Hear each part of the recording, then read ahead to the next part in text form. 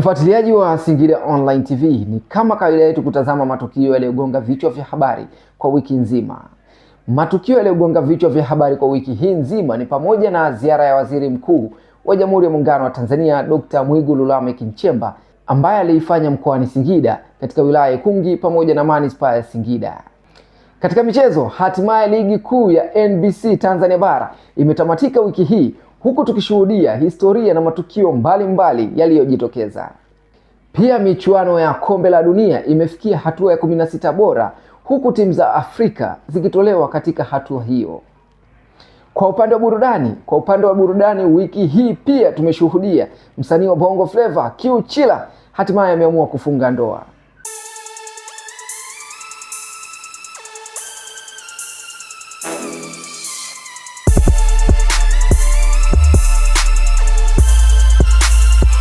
Mtazamaji wa Singida Online TV, tunaanza na ziara ya Waziri Mkuu wa Jamhuri ya Muungano wa Tanzania Dr. Mwigulu Lameck Nchemba ambaye aliifanya mkoani Singida katika wilaya Ikungi pamoja na manispaa ya Singida. Kupitia ziara hiyo aliviagiza vyombo vya ulinzi na usalama kuendelea kuchunguza na kuchukua hatua dhidi ya watu wanaotaka kuvuruga amani, kwa kuwa hilo ndio jukumu la serikali, kulinda raia na rasilimali za nchi. Vyombo vya ulinzi na usalama, sikilizeni, wala msiogope. Mtu yeyote anayetaka kuvunja amani ya nchi yetu, wala msimchekee. Ndio. Wala tusidanganyane. Tutaambizana ukweli. Atudanganyani, tunaambizana ukweli.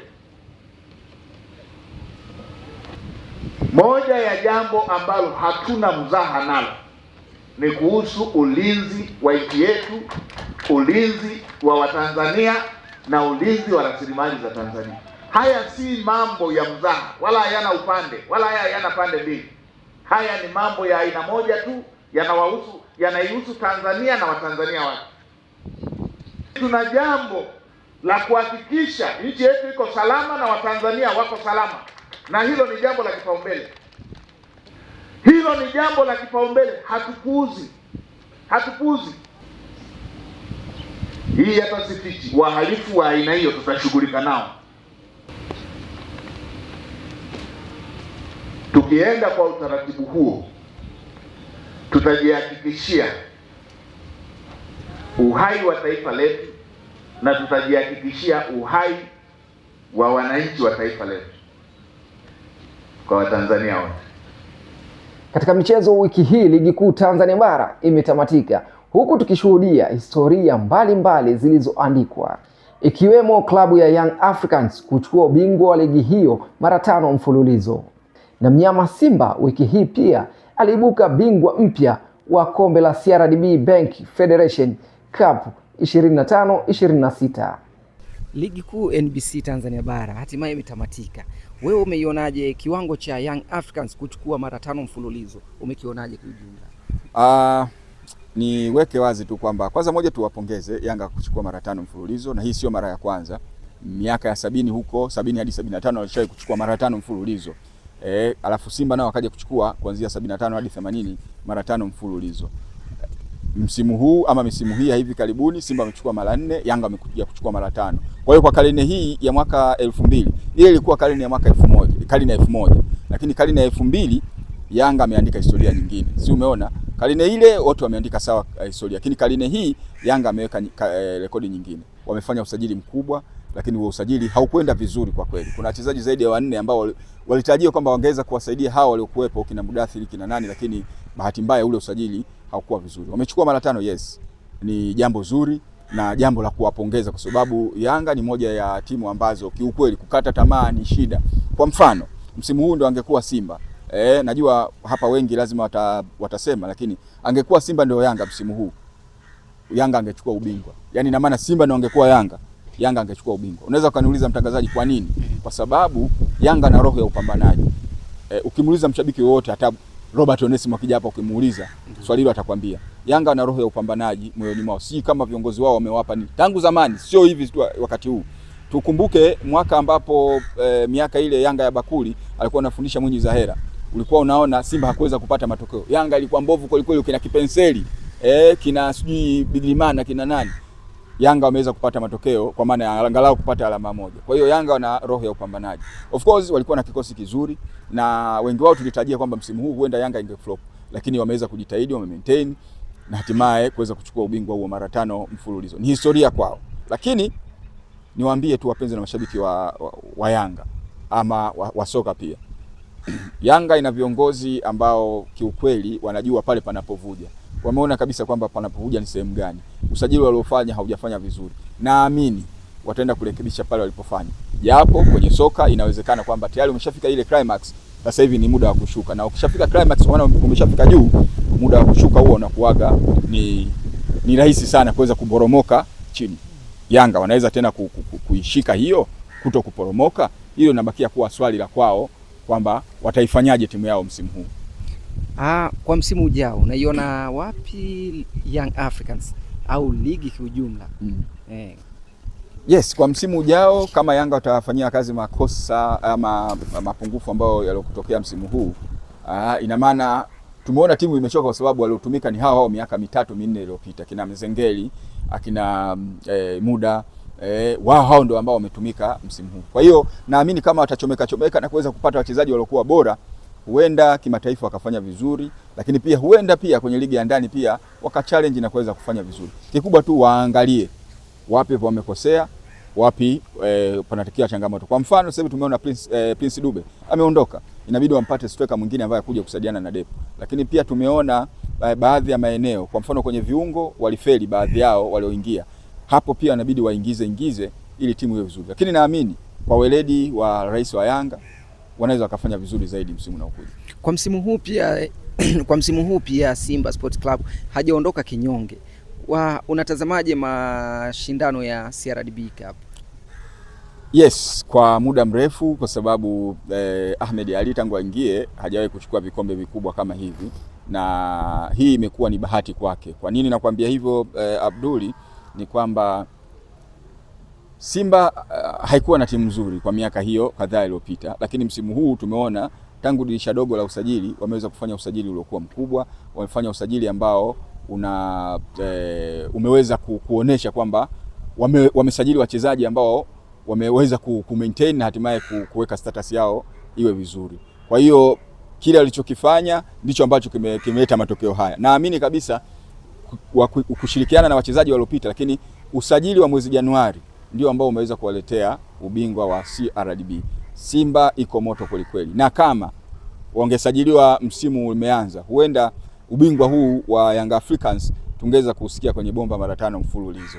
Lakini wamechelewa, wamekuja kusajili, na nafikiri ni kadiri pia za Mwenyezi Mungu. Wakati mwingine Mwenyezi Mungu anakupa kile unachostahili, sio kile unachokihitaji. Nafikiri hii ndio imekuwa kwa Simba imekuwa namna hiyo. Lakini vinginevyo kwa kweli baada ya dirisha dogo la usajili Simba iko madhubuti. Lakini nimesema hapo awali kwamba Yanga wanaenda kukaa na kuweza kuona kwamba wapi wamekosea. Simba nao wasibweteke. Kweli wana timu iko on fire, wana kocha mzuri sana, lakini bado kuna baadhi ya maeneo unahitajika waweze kuboresha kwa ajili ya kuweza kutengeneza timu ya ushindani. Unajua Abduli, hizi Yanga na Simba ni timu ambazo zinatuwakilisha hapa Tanzania vizuri tu.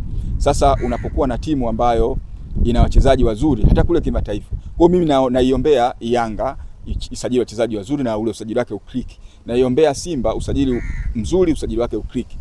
Waumizani huko, lakini wakirudi kwenye ligi pia waumizani, tuone dabi iliyokuwa bora zaidi, kwa sababu ni miongoni mwa dabi bora zilizokuwa nazo hapa nchini kwetu Tanzania. Ukiachana na Young Africans pamoja na mnyama Simba, ikumbukwe historia nyingine imeandikwa na mchezaji wa Singida Black Stars Mosi Ndoumwe kuonyesha kiwango bora na kupiga hat-trick ya pili kwa upande wake.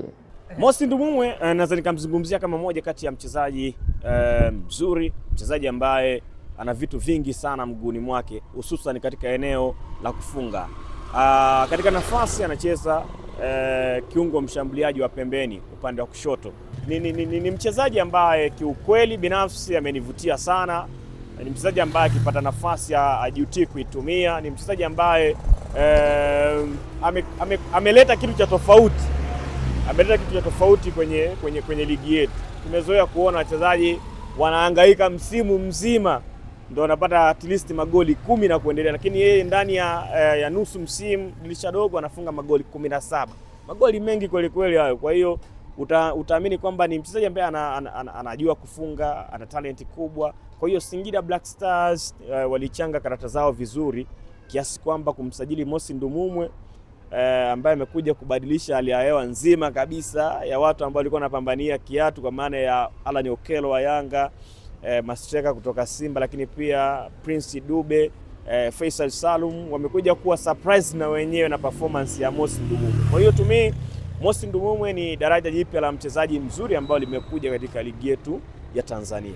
Kama atakuwa timamu kiafya, kwa maana ya mental and physical, inawezekana Mosi Ndumumwe akafanya vizuri zaidi, kwa sababu kama ameweza kufunga magoli 17 nusu msimu akiingia kama mchezaji mpya wa ligi ya Tanzania, what if kama ataanza kucheza michezo yake ya kwanza yote mpaka kaimaliza akiwa na Singida Black Stars, of course mimi natarajia kuhisi kwamba inawezekana akafanya makubwa zaidi. Kwa hiyo kwa swali lako la msingi kwamba anamuona wapi msimu ujao, mimi Mosi Ndumumwe by the way namuona pazuri sana msimu ujao, lakini sijui kama Singida Black Stars wataweza kumbakisha, kwa sababu kuna namna hapa Tanzania timu ikishamtoa mchezaji bora, ukiachana na Simba na Yanga na Azam, ukianzia Singida na timu za ambazo zinashuka chini, kuna uwezekano mkubwa inakuwa ngumu kumbakiza mchezaji. Kwa hiyo inawezekana timu zikashawishika kumchukua, ikiwemo Simba, Yanga na Azam. Of course ana daraja hilo. Kwa hiyo hata Mosi Ndumumwe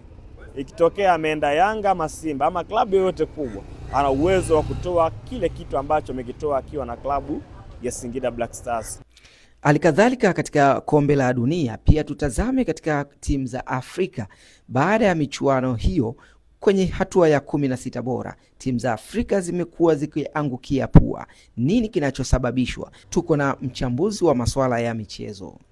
Swali lako unasema kwamba kwa nini timu za Afrika tumepoteana? Lakini kupoteana kutojiamini, kwa sababu tumeangalia baadhi ya mechi, mtu tayari ameshamfunga goli 2 bado anaendelea kushambulia. Yaani hatuna nidhamu, yani tumekuwa hatuna nidhamu ya kuweza kukihifadhi kile tulichokuwa nacho. Na hiyo imetokea timu nyingi tu, mfano Senegal tumeona ilipotokea hadi ilipofika dakika 86, na baadhi ya timu za Afrika ambazo zilikuwa tayari tunaona kabisa kwamba inaweza kashinda, lakini hatimaye imeweza yale matokeo hayakuwa mazuri. Kwa hiyo nidhamu tuliyoikosa ndio tusababisha kuweza kufika hapa, lakini naamini kabisa kadri tunavyoenda, msuli tunao, tukipata makocha ambao wenye mentality ya ushindi, Afrika tunaweza tukafanya jambo lililokuwa kubwa kweli kweli. Unazungumziaje swala la sabu ambazo zinafanywa na baadhi ya walimu hasa kwa timu za Afrika? Maana wa Afrika wengi wanakuwa kilalamikia sabu hizo. Yes, na swali zuri sana. Sabu wanazozipanga hazipo kwenye mtiririko ambao ulikuwa sawa sawa, na hiyo inapelekea kuweza kupoteza. Ukiangalia Senegal kweli, hata sisi ambao sio makocha huku wala sio wachezaji, ukiona sabu ambazo zimefanyika Senegal wakati wanatolewa, sabu kama za kitoto kabisa. Unamtoa Gana Gueye, unamtoa Sadio Mane, unatoa wale wachezaji wakubwa ambao wana mentality, hata kama wakichoka unaona kabisa kwamba msaada wao ni mkubwa na mabeki wanaogopa, unawatoa. Kwa hiyo sabu pia tunaweza kusema kwamba zimeweza kuwaangusha baadhi ya timu barani Afrika. Kwa upande wa burudani bwana, wiki hii imekuwa ni wiki nzuri, na haswa kwa Bongo Flava. Bwana, msanii wa Bongo Flava Q Chila ameamua kufunga ndoa. Ni jambo ambalo limekuwa surprise sana kwa mashabiki zake. Tutazame kiundani na ujumla jambo lilivyokuwa. Moja ya vitu ambavyo viliwahi kunikwamisha ni expose vitu vyangu. Wakati mwingine jambo la heri ukilizungumza, kuna watu wanakutangulia. Kuna watu wana macho ya ziada wanakutangulia kwamba haipasi kuwa, haitupendezi sisi, inampendeza Mungu wako na wewe haitupendezi sisi. Kwa hiyo niliona niwaambie familia yangu na ndugu zangu, ndio rafiki wangu wa kweli. Hao ndio marafiki zangu wa kweli. Nimeumwa, nimeuguzwa hapa kwa dada yangu, nimelazwa almost 2 months Kisarawe, na mke wangu ni daktari pale Kisarawe, ndio alioniuguza, alinifanyia operation, ndio mtu ambaye namuoa. Kwa hiyo ilipangwa tu labda nije huku alafu nikutane na udada. Madokta kumbe wana huruma sana, wana imani na wana upendo, na mimi sifatagi kitu kwa mtu, siangalii mtu alivyo, mimi nafataga moyo wa mtu. moyo wa mtu, basi kwangu ni kitu kikubwa sana. Unajua wakati wananifanyia operation, ilikuwa ni operation moja very serious, masaa 3, moja ya operation kubwa wao kuwahi kuifanya.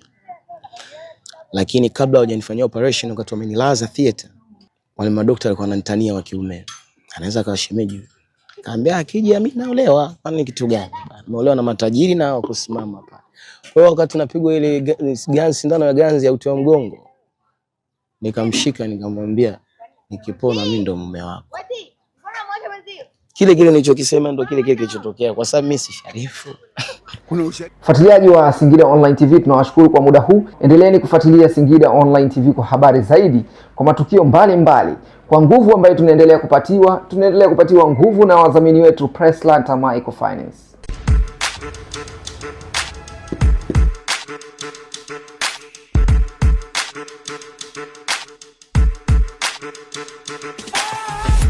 Habari kipenzi, njoo nikwambie, suluhisha matatizo lako ni mmoja tu, Presslanta Microfinance. Karibu tukuhudumie. Wameleta vitu mbalimbali. Kuna TV, soundbar, friji, freezer, oven, gas, kila kitu unapata. Lakini vyote hivi unaweza kuvipata kwa rejesho dogo tu. Rejesho hilo ni la shilingi 5,000 tu. Unakwama wapi? Rejesho la shilingi 5,000 unajipatia TV, unajipatia friji, freezer, TV nchi mbalimbali kuanzia 19 kupanda juu, na pia tunatoa mkopo wa pesa kuanzia 50,000 kupanda juu. Yote haya unayapata kwa rejesho la shilingi 5,000 tu kwa siku. Lakini mkopo wetu sio kaa sana. Ndani ya dakika 5 tu unapata sasampa yako, unaondoka. Unasubiri nini? Uwai Presslanta Microfinance uweze kujipatia. Kwa mawasiliano zaidi unaweza kutupata kama inavyoweza kuonekana hapo chini ya runinga yako. Karibu kwetu. Pia tunapatikana Singida, Geita, Kahama, Katoro. Kwa Singida tunapatikana kwa Dr. Handa, mkabala na Goda na Mtukula. Tunapatikana kuanzia Jumatatu mpaka Jumapili. Karibu tukuhudumie, tupo kwa ajili yako. Presslanta, suluhisha matatizo yako.